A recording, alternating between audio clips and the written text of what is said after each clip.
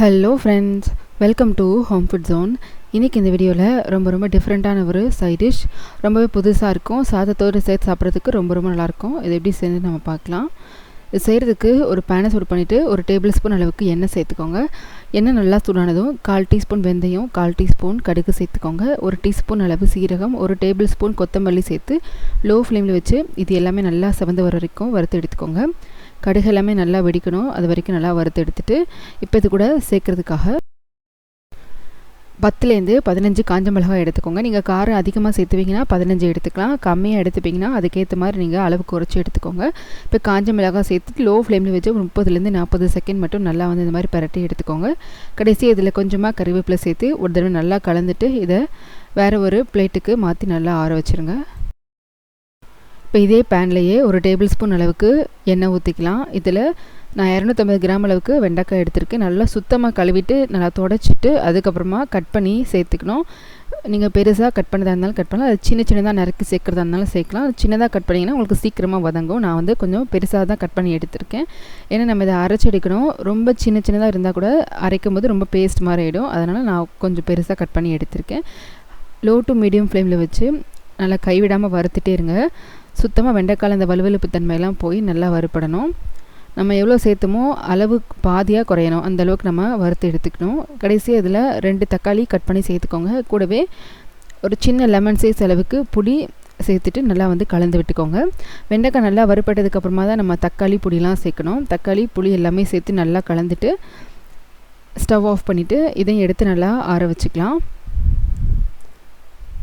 இப்போ இதே பேன்லேயே எண்ணெய் எதுவுமே சேர்க்க வேண்டாம். 1/4 கப் அளவுக்கு வேர்க்கடலை சேர்த்துக்கோங்க. வேர்க்கடலை சேர்த்து லோ ஃப்ளேமில் வச்சு நல்லா வேர்க்கடலை பொரிஞ்சு வர வரைக்கும் வறுத்து எடுத்துக்கோங்க. ஏற்கனவே வறுத்த வேர்க்கடலை வச்சுருந்தீங்கன்னா நீங்கள் ரொம்ப நேரம் வறுக்கணும் தேவையில்லை. லேசாக பேனில் போட்டு சூடானதுமே நம்ம உடனே எடுத்துடலாம். வறுக்காத வேர்க்கடலைன்றதுனால நம்ம கொஞ்சம் டைம் கொடுத்து வறுத்து எடுத்துக்கணும். நல்லா பொரிஞ்சு வர வரைக்கும் வறுத்து எடுத்துகிட்டு இதை நல்லா கம்ப்ளீட்டாக ஆற வச்சு எடுத்துக்கோங்க. எல்லாமே நல்லா ஆறுனதும் நம்ம இது எல்லாத்தையுமே அரைச்சி எடுக்கணும். ஃபஸ்ட்டு நம்ம வேர்க்கடலை அரைச்சி எடுத்துக்கலாம். வேர்க்கடலை ஒரு மிக்ஸி ஜாரில் போட்டுக்கலாம். தண்ணி எதுவுமே நம்ம எக்ஸ்ட்ராவாக சேர்க்கக்கூடாது. ஃபஸ்ட்டு இதை மட்டும் அரைக்கணும். கூட ஒரு 3 பல் பூண்டு மட்டும் சேர்த்துக்கோங்க. ரொம்ப ஃபைன் பவுடராக அரைச்சிடாமல் இந்த மாதிரி கொஞ்சம் கொரகொரப்பாக இருக்கிற மாதிரி அரைச்சி எடுத்துக்கோங்க. இதை ஒரு பவுலுக்கு மாற்றிடலாம். இப்போ இதே மிக்ஸி ஜார்லேயே நம்ம வறுத்து எடுத்த காஞ்ச மிளகாய், கொத்தமல்லி, வெந்தயம் அதெல்லாம் போட்டுக்கலாம். இப்போவும் தண்ணி எதுவுமே நம்ம சேர்க்கக்கூடாது. இது கொஞ்சம் கொரகொரப்பாக இருக்கிற மாதிரி அரைச்சி எடுத்துகிட்டு வந்துடணும். பார்த்தாலே தெரியும் இந்த மாதிரி அரைச்சிருந்துருக்கணும். இப்போ இது கூட நம்ம முதல்ல வறுத்து எடுத்து வச்ச அந்த வெண்டைக்காய், தக்காளி, புளியை சேர்த்துக்கலாம். உப்பு தேவையான அளவு சேர்த்துக்கோங்க. இதுலேயும் தண்ணி சேர்க்கக்கூடாது. ஏற்கனவே வெண்டைக்காயில் கொஞ்சம் ஈரப்பதம் இருக்கும், அதிலேயே அரைச்சாலே சரியாக இருக்கும். இப்போ பார்த்திங்கன்னா தெரியும் இந்த மாதிரி அரைக்கணும். ரொம்ப பேஸ்ட்டாகவும் இல்லாமல் இந்த மாதிரி கொஞ்சம் கொரகொரன்னு இருக்கிற மாதிரி அரைச்சிக்கணும். இப்போ இதை எடுத்து அப்படியே நம்ம முதல்ல அரைச்சி எடுத்து வச்சுருக்கிற அந்த வேர்க்கடலையோடு சேர்த்து நல்லா மிக்ஸ் பண்ணி எடுத்துக்கலாம். நல்லா வேர்க்கடலை எல்லா பக்கமும் படுற மாதிரி மிக்ஸ் பண்ணி எடுத்துக்கோங்க. உப்பு சரியாக இருக்கான்னு பார்த்துக்கோங்க. தேவைப்பட்டதுன்னா இந்த ஸ்டேஜில் போட்டுக்கலாம். இப்போ இதை நம்ம தாளித்து எடுக்கணும். இதை தாளிக்கிறதுக்காக இன்னொரு பேனை சூடு பண்ணிக்கோங்க. இதில் ஒரு டேபிள் ஸ்பூன் அளவுக்கு எண்ணெய் சேர்த்துக்கோங்க. எண்ணெய் நல்லா சூடானதும் வழக்கம் போல் நம்ம சேர்க்குற மாதிரி கடுகு, உளுந்தம் பருப்பு சேர்த்துக்கலாம். ஒரு காஞ்ச மிளகாய், கொஞ்சம் கறிவேப்பிலை சேர்த்துக்கோங்க. இது எல்லாமே நல்லா பொரிஞ்சதும் ஒரு 3 பல் பூண்டு தட்டி சேர்த்து அதையும் கலந்து வறுத்துக்கோங்க. கடைசியாக ஒரு 1/4 டீஸ்பூன் அளவு பெருங்காயத்தூள் சேர்த்து நல்லா கலந்துட்டு நம்ம இது ஏற்கனவே அரைச்சி வச்ச சட்னியோடு சேர்த்து நல்லா மிக்ஸ் பண்ணிக்கலாம்.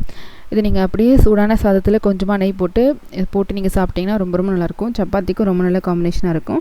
வழக்கமாக நம்ம செய்கிற சைட் டிஷ்லாம் விட நல்லா டிஃப்ரெண்ட்டாக இருக்கும். கண்டிப்பாக இதே மாதிரி நீங்களும் செஞ்சு பாருங்கள். இந்த ரெசிபி உங்களுக்கு பிடிச்சிருந்ததுன்னா லைக் பண்ணுங்கள், ஷேர் பண்ணுங்கள், கமெண்ட் பண்ணுங்கள். கண்டிப்பாக ஹோம் ஃபுட் ஜோனுக்கு சப்ஸ்கிரைப் பண்ண மறக்காதீங்க. நாளைக்கு இதே மாதிரி ஒரு நல்ல ரெசிபியோட உங்களை வெயிட் பண்ணுறேன். அது வரைக்கும் பாய்.